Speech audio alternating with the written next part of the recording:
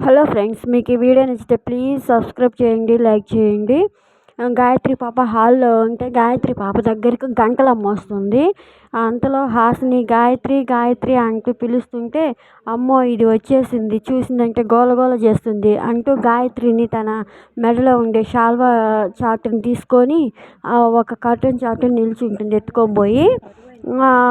గాయత్రి గాయత్రి అని హాసిని అంటుంటే అక్కడుండే బాబు, అక్క పాప ఇక్కడే ఉంది అంటే అది మాత్రం హాసినికి వినిపించదు.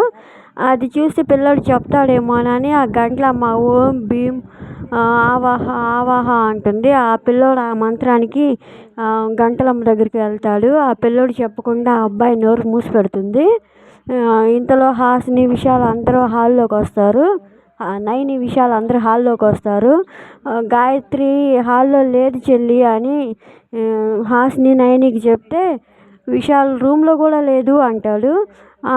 బొమ్మలతో ఆడుకుంటుండమని చెప్పి నేను కిచెన్లోకి వెళ్ళాను బాబుగారు అని నైని అంటుంది. అంటే ఎక్కడికి వెళ్ళినట్టు అని వాళ్ళు అనుకుంటుండగా గాయత్రి పాప గంటలమ్మ దగ్గర ఉండే గంటని వాయిస్తూ ఉంటుంది గలగలమంటూ. అప్పుడు వాళ్ళందరూ ఎటు నుంచి వస్తుందని చూస్తుంటారు. అప్పుడు నయని మీకు గంట శబ్దం వినిపిస్తుందా బాబుగారు అని అంటే అని అంటారు. చూస్తారో లేదో మరి. ఇది ఫ్రెండ్స్, మీకు వీడియో నచ్చితే ప్లీజ్ లైక్ సబ్స్క్రైబ్ చేయండి. Thank you for watching.